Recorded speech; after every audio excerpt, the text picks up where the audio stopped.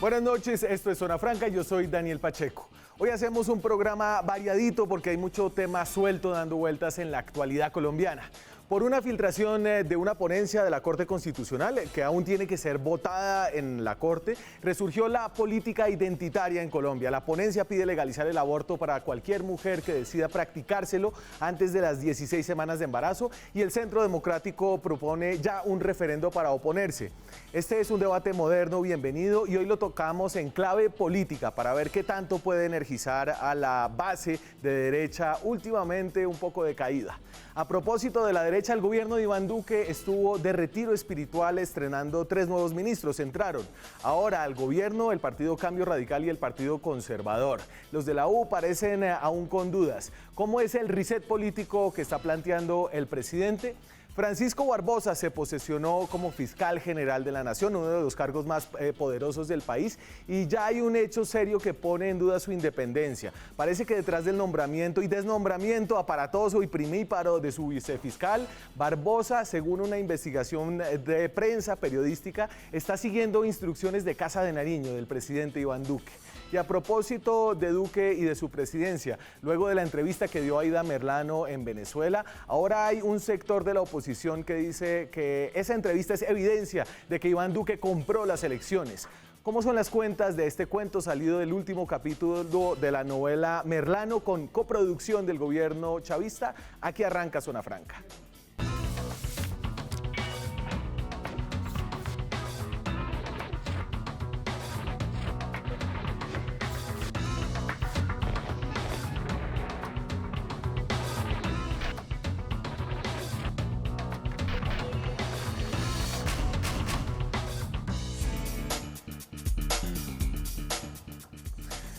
Y este variadito carece desafortunadamente de una mujer en la mesa. Mil excusas, siempre es mi culpa. Hoy tengo una panelista que en el último momento no pudo venir, pero me acompañan 3 sesudos analistas de la política colombiana, como lo es Carlos Suárez.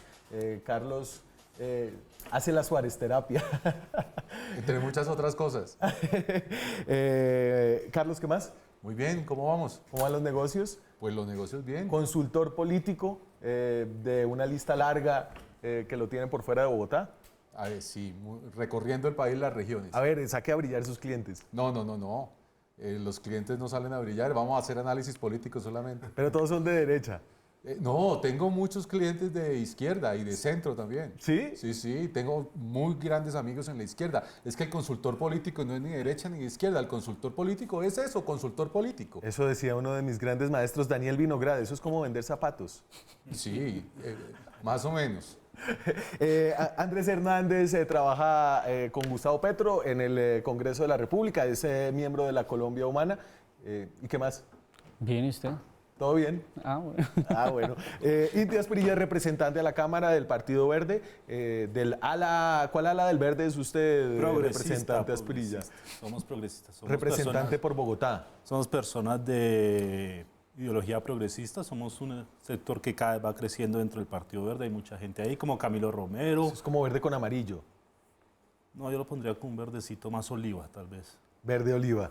A ver, y arranco hablando de un tema para el cual definitivamente debería tener una mujer en la mesa, pero lo vamos a tocar en clave política. Así fueron un poco las manifestaciones espontáneas que surgieron afuera de la Corte Constitucional, luego de que se filtrara la noticia de que el magistrado Alejandro Linares, es el que tiene la ponencia, va a proponerle a la Corte votar acerca de la propuesta de que todas las mujeres puedan interrumpir su embarazo antes de las 16 semanas sin ninguna condición.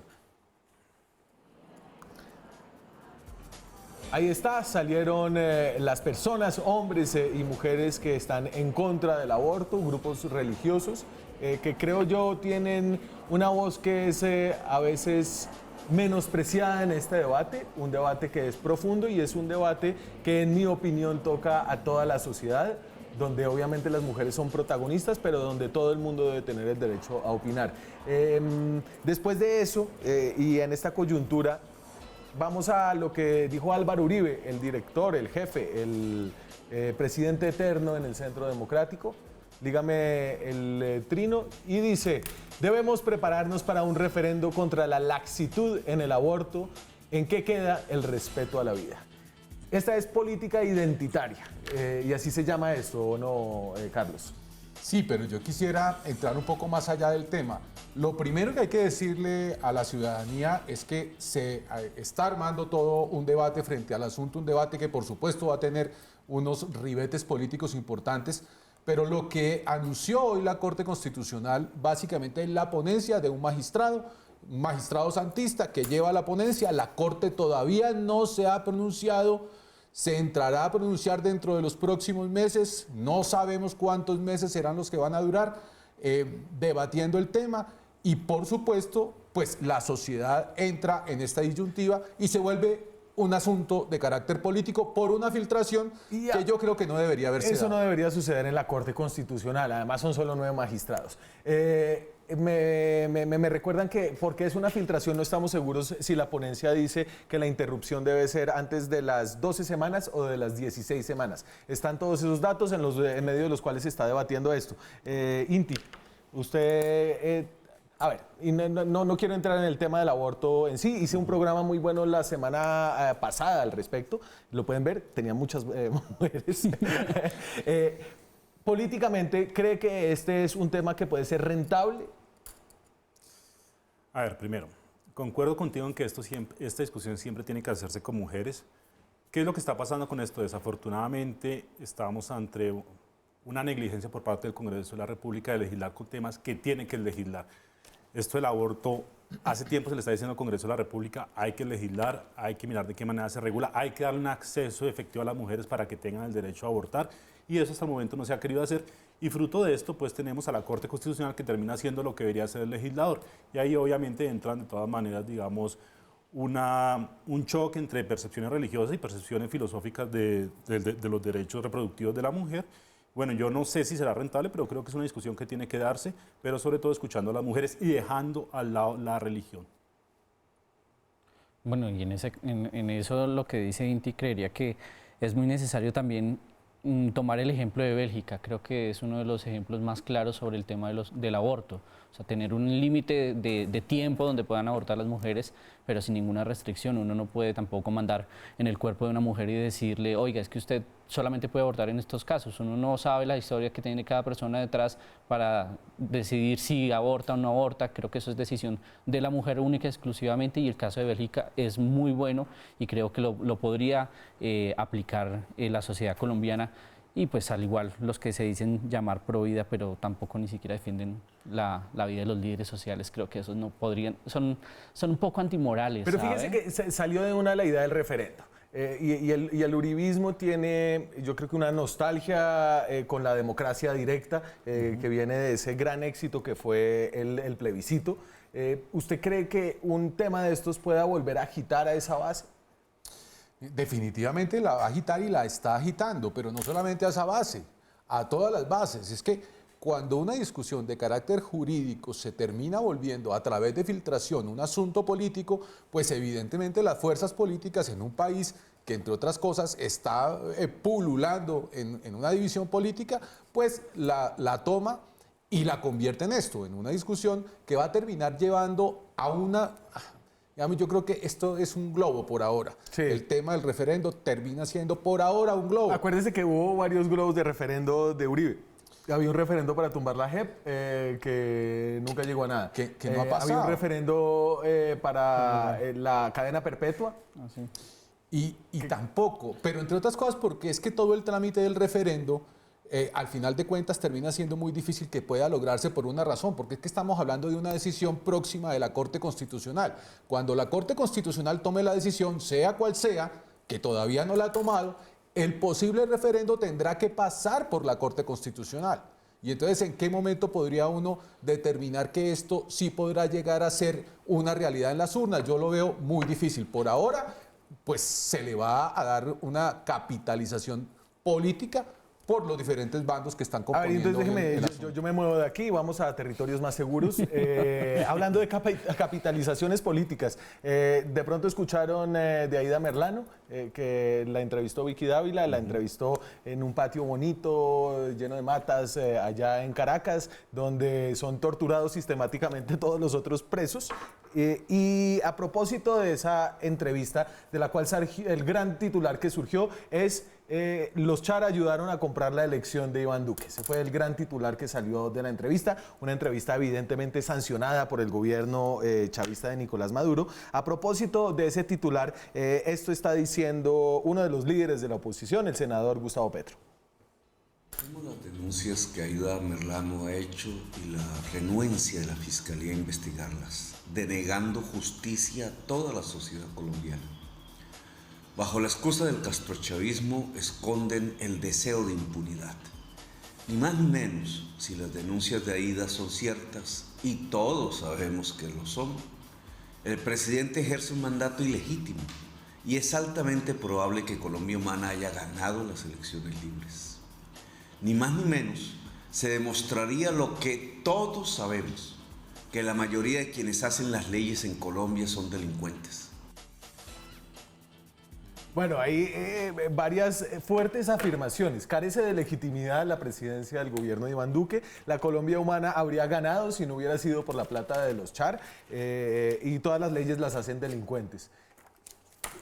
Hágale. Empecemos. Bueno, no, lo primero, las declaraciones de Aída Merlano confirman algo que todos sabemos, es que acá, desafortunadamente, la gran mayoría de la clase política se elige de manera corrupta y se elige a través de unos mecanismos clientelares y de compra. Espérese que tengo un problema en su micrófono, ya lo vamos a arreglar en un segundito, se la lanzo a Hernández para que nos salude ahí un momentico.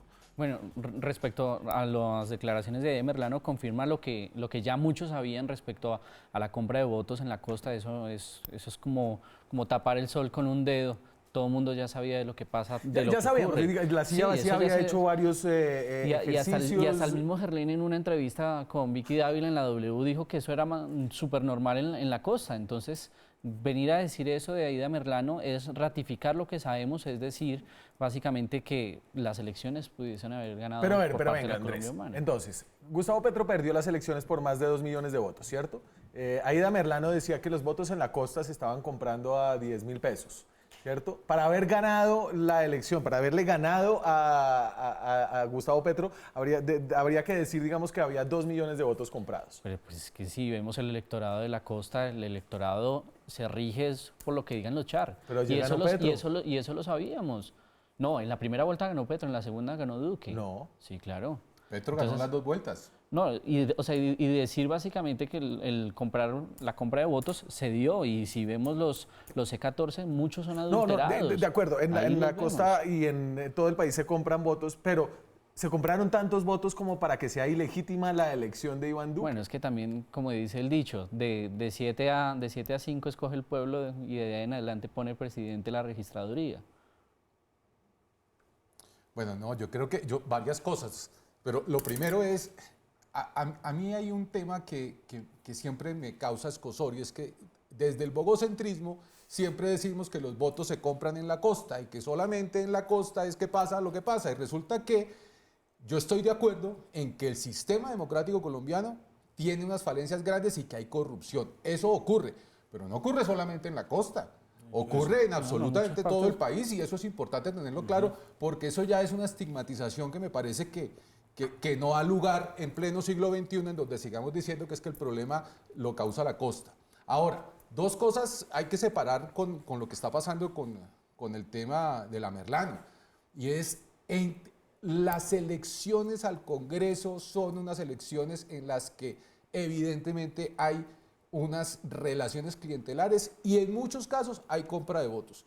Las unipersonales cada vez están teniendo menos alcaldías, gobernaciones, gobernaciones y presidencias, y por eso pasa lo que pasa. La primera vuelta, si fuese por eso, Vargas Lleras termina perdiendo en la casa de los Char, en la casa de los amigos de los Char. Estaba peleado con los Char, ¿no? Para la primera vuelta estaba peleado con los Char. Eso no es cierto, eso no es cierto. Había una pelea con los Char. No estaba peleado con los Char. Y eso tiene que ver con todo lo que pasa con la vida que después. En terreno, cuando uno hace la campaña en terreno, se da cuenta que fue lo que pasó. Simplemente perdieron las elecciones porque la gente fue y votó por Gustavo Petro. Y no solamente pasó en la costa, en otros departamentos, Cauca, en Cauca, en el Valle del Cauca, en donde se supone que Germán tenía altísimas posibilidades de ganar, no ganó y terminó ganando Petro. Ahora, que haya habido compra de votos para deslegitimar o para decir que se está deslegitimando la presidencia de Duque, pues va a ser muy difícil porque, entre otras cosas, en la segunda vuelta en el Caribe el que termina ganando es Petro en casa de los Char. Entonces la plata la dieron para que ganara Petro. Representa Asprilla.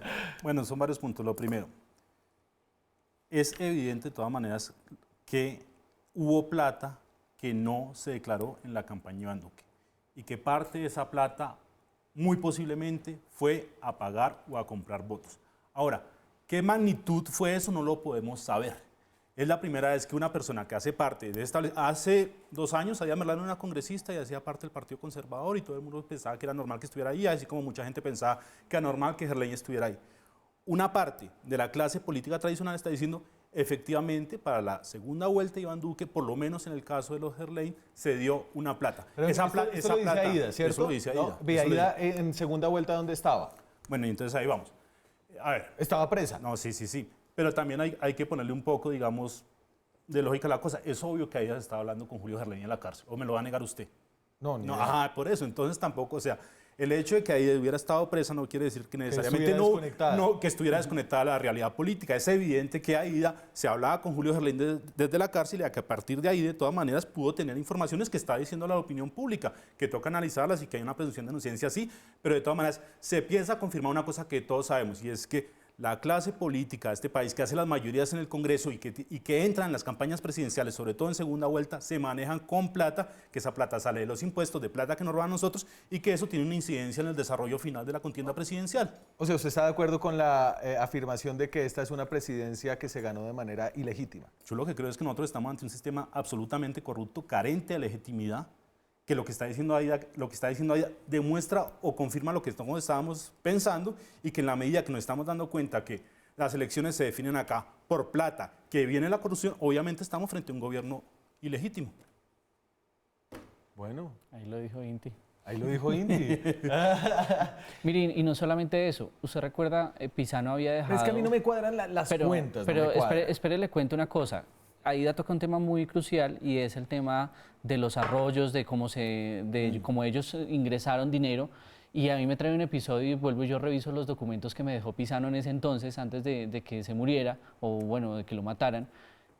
Y confirma precisamente eso. Lo de Torrosa. Lo de Torrosa, las canalizaciones de los arroyos. Ellos sacaron el dinero de ahí y si está comprobado y Pisano en sus facturas lo demuestra, y la información que me dejó fue precisamente eso. Cómo los Char, por medio de esos contratos y facturas falsas, ellos se iban lucrando y teniendo su tajada también para hacer sus cosas. Pero es que ustedes no me han explicado de dónde salieron los 2 millones de votos que compraron para ganarle a Petro. Pues muchas veces votan hasta los muertos. No, pero mire, estamos prostituyendo, el tema se está prostituyendo por una razón, porque sí, está claro que el sistema democrático tiene unas falencias grandísimas y que se puede hablar de corrupción frente al tema. Eso es una realidad que todos los que hemos estado viviendo en este negocio lo conocemos, o en esta actividad. Pero cuando eso queda en manos de Aida Merlano, y esa verdad empieza a ser una verdad de a puño, porque la dijo Aida Merlano, una señora que está en Venezuela, cooptada por el señor Maduro, puesta en una Escapada luego cárcel de haber sido cristal, condenada en Colombia. fugada, etcétera, etcétera, y con una narrativa que, perdónenme, es que llegamos al titular, pero no estuvimos analizando qué era lo que pasaba. Claro, Entonces, Aida Merlano es la pobre viejecita que termina llegando en una fuga espectacular, a la que la llevan, la violan, sale, se les vuela los matones más grandes del mundo y termina llegando a Maracaibo. Soborna medio mundo con 5 millones de pesos en efectivo. Con 5 millones, acostumbrada a pagar desde a 6.000 y tal, porque dijo que eso era lo que costaba su campaña, y llegar a caer preciso en las manos de Maduro, para que cada 8 días esté haciéndonos la agenda. Claro, eso lo aplaude gran parte de la gente, pero ahí no puede estar la verdad real. ¿Dónde tiene que estar la realidad de la verdad de esto? En los jueces, en las cortes, en los fallos judiciales. Y espérense, me voy a la pausa, nos queda mucho tema hoy. Hato Grande, la gran reunión del gobierno Duque, las grietas desde el Centro Democrático por la insubsistencia del director de la Agencia Nacional de Hidrocarburos y mucho más. Ya volvemos.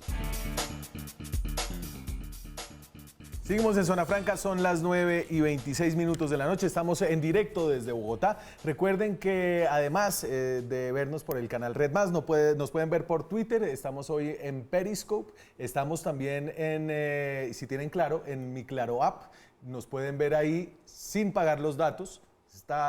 ¿Sabía? No, ¿Usted es de Claro? no. Ah, Yo soy de Claro. sí, ¿tiene mi Claro App? Sí, pues no, pero ya ahora que sé que es de gratis me la voy a bajar. Sí, porque y también no- hay música gratis, ¿no? También hay música gratis. Aquí se hacen comerciales también. Sí, veo. Está buscando clientes. Le dejamos sus datos Ahorita a Claro. pasa por lo de la cuña. A ver, para terminar con el tema de si Iván Duque es ilegítimo, como dice Sobre- Petro, por lo que dice Aida, bueno, su colega representante de la lista de la decencia, David Racero, ya pidió que lo investigaran al presidente Duque en la Comisión de Absoluciones de la Cámara de Representantes. Seguramente mucho saldrá de ahí. Mientras tanto... Pero mire, antes de que Hágale. siga Inti, a Racero denuncia, pone sus denuncias y le están saliendo. Entonces, no se le haga raro que con lo que presente caiga hasta el presidente. Bueno, pero, Hagamos una apuesta, Andrés, porque esa sí me pero la gano. una cosa es la justicia y otra cosa es el Congreso de la República. Bueno, sí, las de todas absoluciones maneras, sí. ¿no? No. Bueno, rápidamente sobre la Merlano. Mire, yo creo que uno no puede desestimar de tajo el testimonio de la Merlano. Yo la conocí, es una persona, digamos, no una gran capacidad intelectual, pero una persona, como muchos políticos, sagaz y hábil. Es una persona que hizo parte de la estructura clientelista del Partido Conservador, que llegó al Congreso de la República, que efectivamente conoce cómo pasaban las cosas dentro de las elecciones de ella y las elecciones anteriores. Ella admite que de todas maneras se compran votos en la costa. ¿sí? En Pero lo que ella quería conoce. pagar, ella quería cambiar el sistema por dentro. Bueno, ella pero- no era corrupta, ella quería cambiar la política por dentro. Pero vamos a ver también por qué cae a Merlano, y eso es importante tenerlo claro. Uno dice, bueno, pero ¿por qué Aida Merlano es la única persona que cae en esto? Es que no hay más políticos que compren votos, ¿por qué Aida Merlano fue tan bruta como para caer? Entonces uno también tiene que analizar.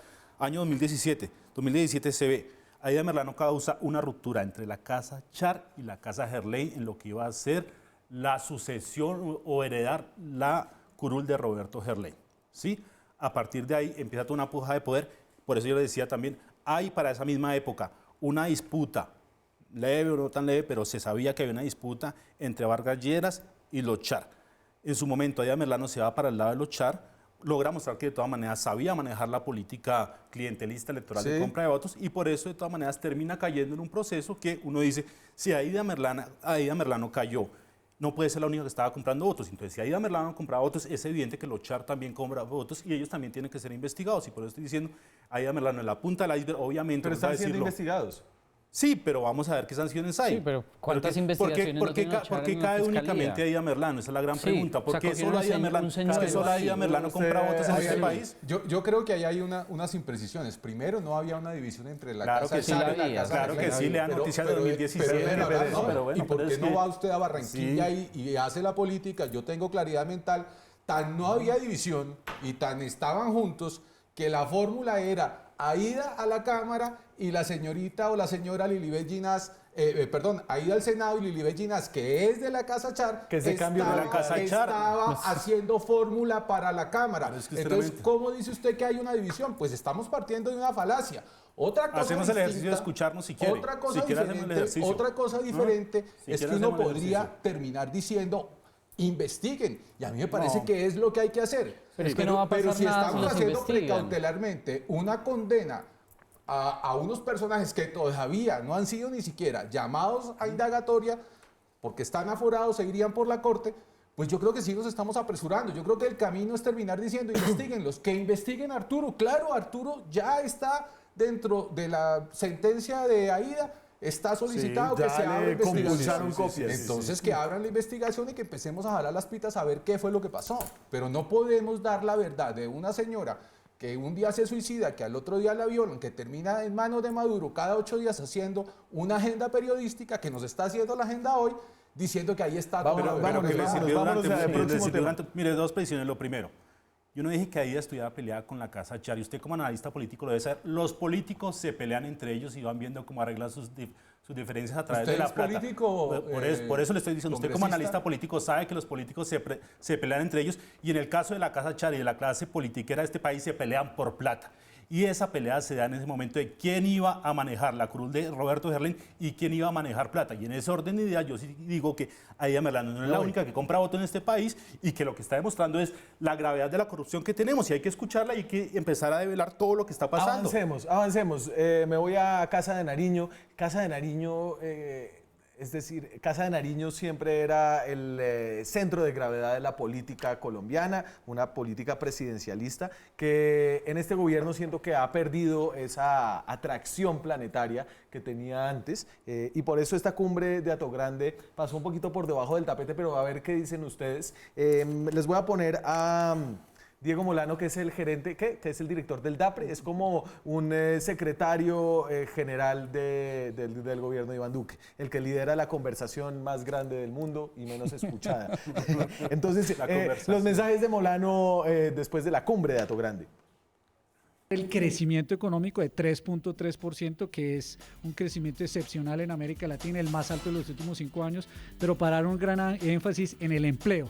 Y en esa medida se discutieron 2 estrategias fundamentales, como los grandes proyectos de infraestructura, con apuestas como el canal del dique, con apuestas como todo el esfuerzo que se está haciendo para la entrega de obras en este año, permite incrementar empleo, y una estrategia de proyectos, megaproyectos de inversión privados que lleguen a Colombia y se facilite sobre todo en las áreas de turismo que permite la generación de empleo, de la devolución del IVA a las familias más vulnerables de Colombia. 2 millones de familias recibirán esta devolución del IVA con un énfasis importante. Empleo a través de megaproyectos de empresarios y 2 o 3 días sin IVA. 3. ¿3?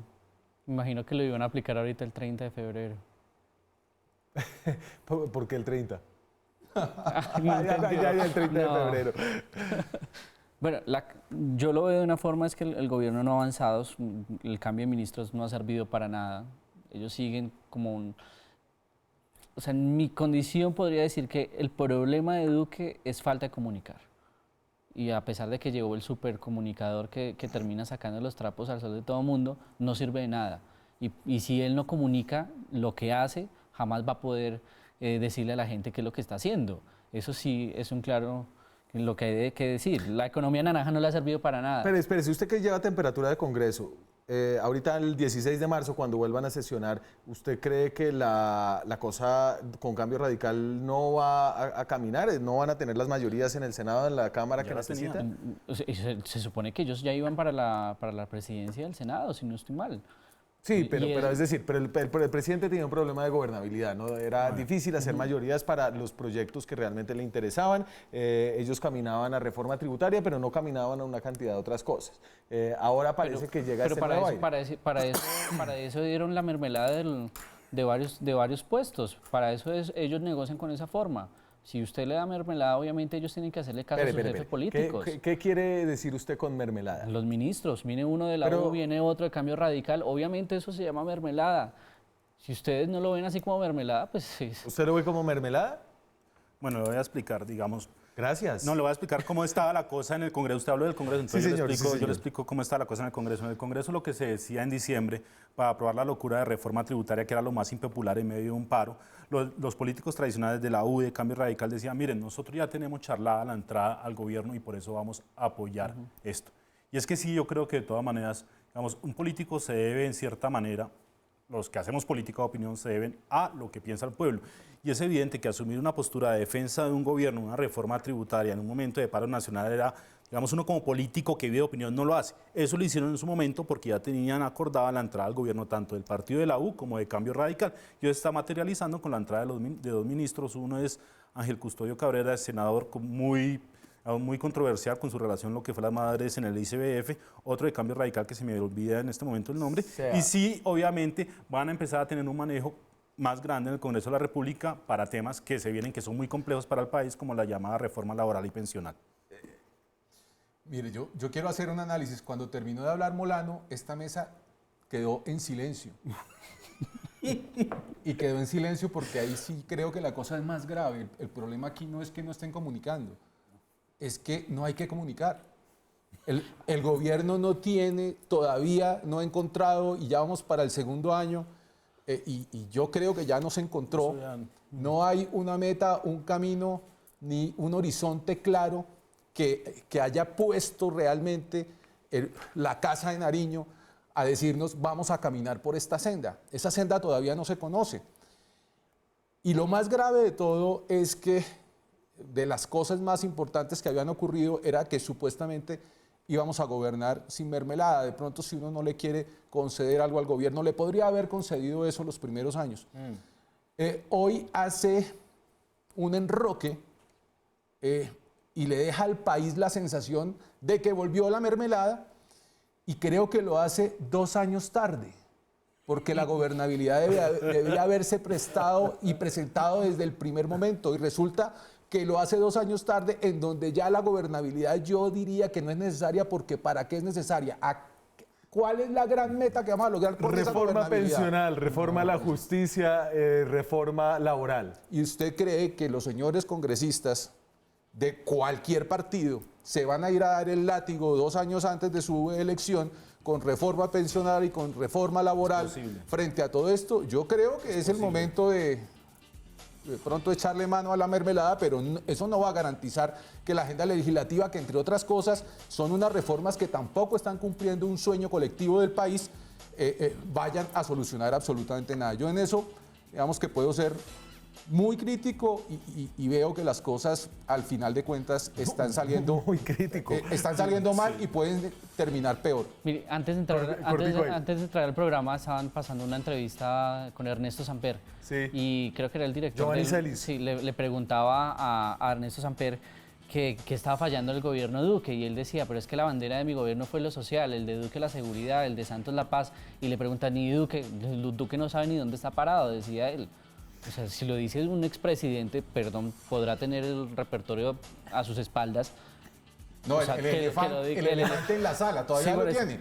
Y que diga que Duque no tiene ni marca propia, eso habla muy mal de un No gobierno. hay marca propia, dicen los panelistas, sí hay duros conflictos del presidente también con el partido de gobierno. Eso lo discutimos después de comerciales. Seguimos en Zona Franca, son las 9:42 minutos de la noche, estamos en directo desde Bogotá. Francamente de todo esta noche, francamente, ¿qué está pasando en el Centro Democrático con el hoy ex director de la Agencia Nacional de Hidrocarburos, el señor Morelli? Esto es la nota que salió en Los Irreverentes, que es un periódico de partido uribista, sobre todo de su línea más radical, que fue retrinado por uno de los senadores más prominentes de ese partido, José Obdulio Gaviria. Así titulan Los Irreverentes. La ministra santista María Fernanda Suárez, apoyada en anónimos de una ex empleada de la ANH, desvió la atención de un acto de corrupción de su secretaria privada, sacando al uribista Luis Miguel Morelli de esa entidad. Dura la cosa allá adentro, ¿no? Entonces, a ver, Morelli trabaja en la Agencia Nacional de Hidrocarburos, que es una entidad adscrita al Ministerio de Minas y Energía, que preside María Fernanda Suárez. María Fernanda Suárez, que venía de ser la vicepresidenta de Ecopetrol durante la presidencia de Juan Manuel Santos, y fue llevada por Iván Duque, con muchas reticencias de la base uribista, a dirigir el Ministerio de Minas y Energía.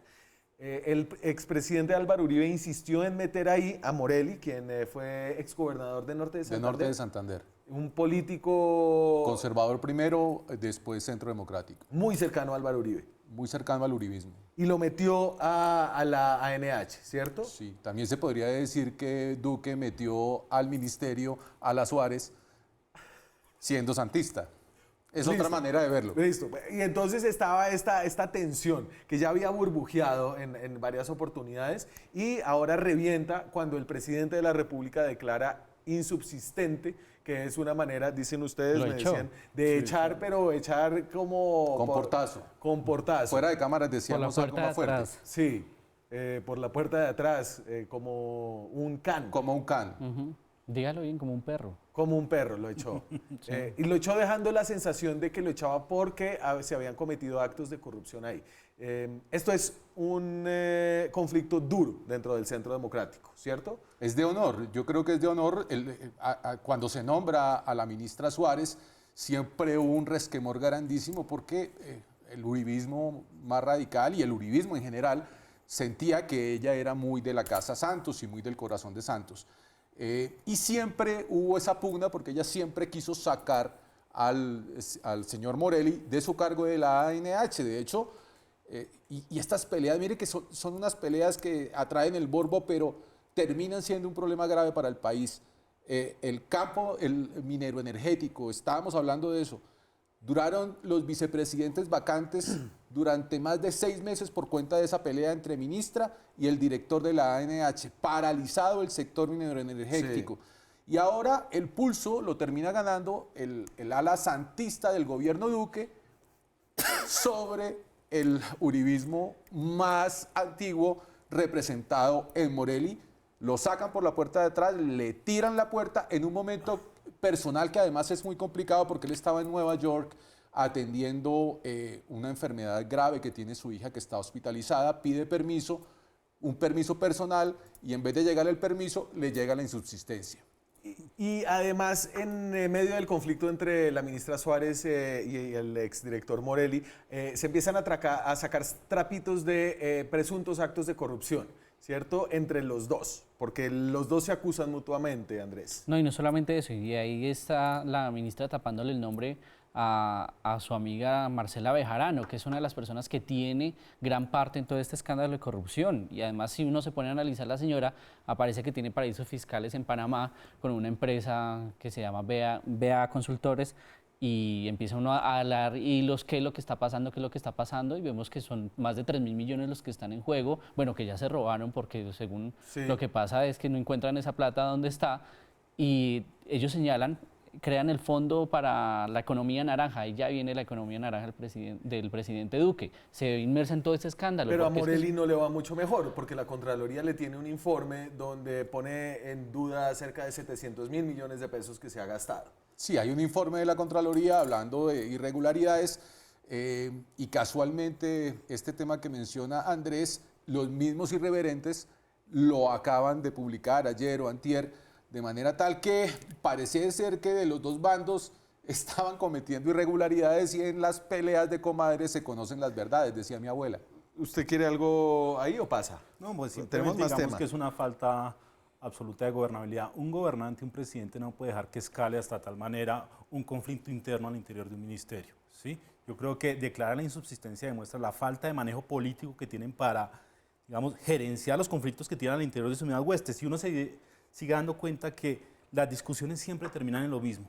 Ay, usted fue santista, yo soy jurista de pura cepa, y entonces ahí siempre necesitan a los antiguos santistas para gobernar porque tienen poca gente con la capacidad suficiente para acceder a cargos de gerencia, y cuando llegan los santistas empiezan este tipo de problemas, y es un muy mal mensaje por parte de un gobernante tener que decirle a la opinión pública entre el ministerio y la Agencia Nacional de Hidrocarburos no pudieron ponerse de acuerdo y tocó declarar insubsistente. Yo creo que es un pésimo mensaje de gobernabilidad. A ver, antes de que ustedes acaben totalmente con Casa de Nariño, vámonos para la Fiscalía.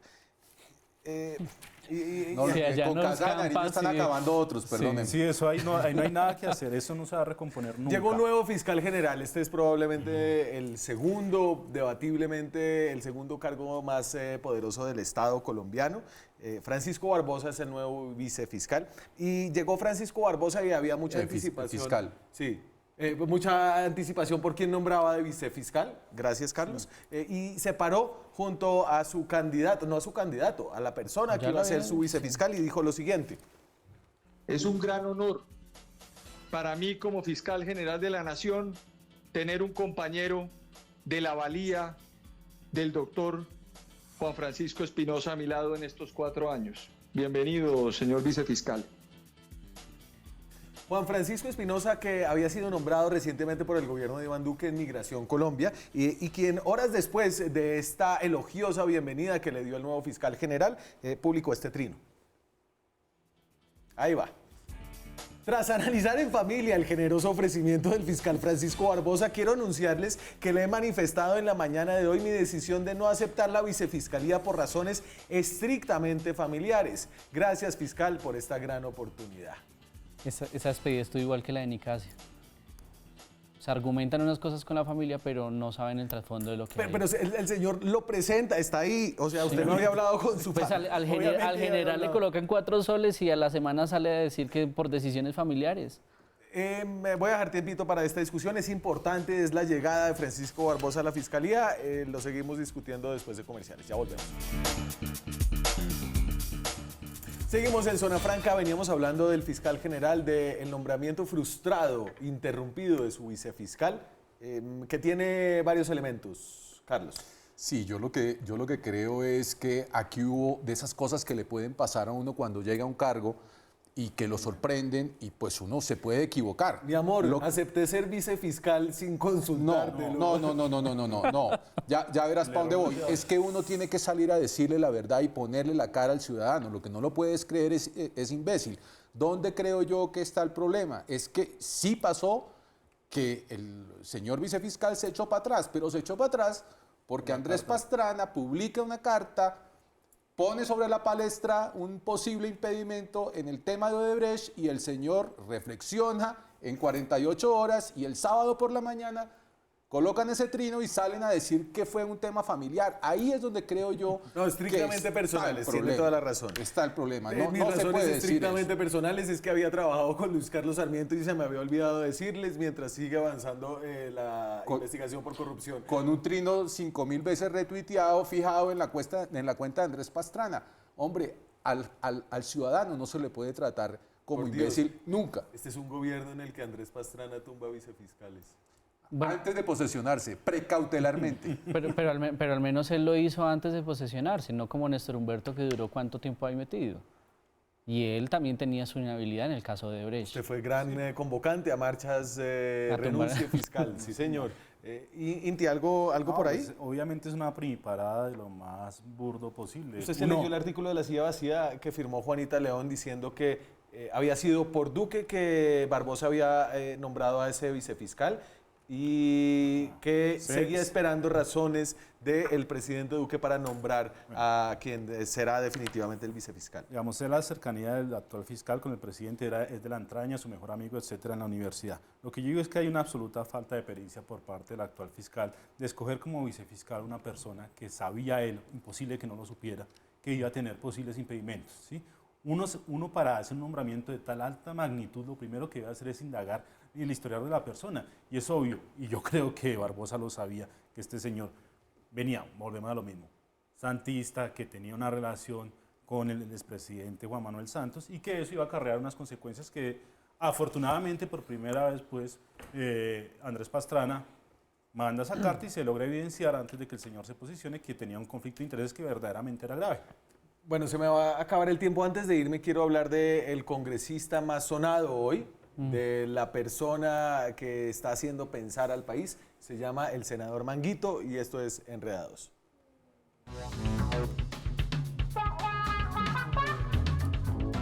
Nos enredamos con una curiosa propuesta del senador Manguito que ha desatado toda clase de reacciones en redes sociales. Con el proyecto de ley 293 del 2020, por medio de la cual buscamos de que se prohíba la música que en sus letras denigra a la mujer en lugares públicos. La propuesta de Manguito es programar trova en las emisoras radiales de Colombia. ¿Mi doctor Manguito le está copiando el estilo a mi doctor de las Priella? Este tuitero recuerda una imagen en la que dice que Cuba se quedará sin reggaetón, pues la isla pretendía implementar una medida para prohibir este género. Y dice, Manguito es castrochavista. Que alguien le diga a Manguito que no es el personero de un colegio, sino un senador de la República. ¿Será que se va a prohibir el perreo? Nos vemos mañana con más Enredados.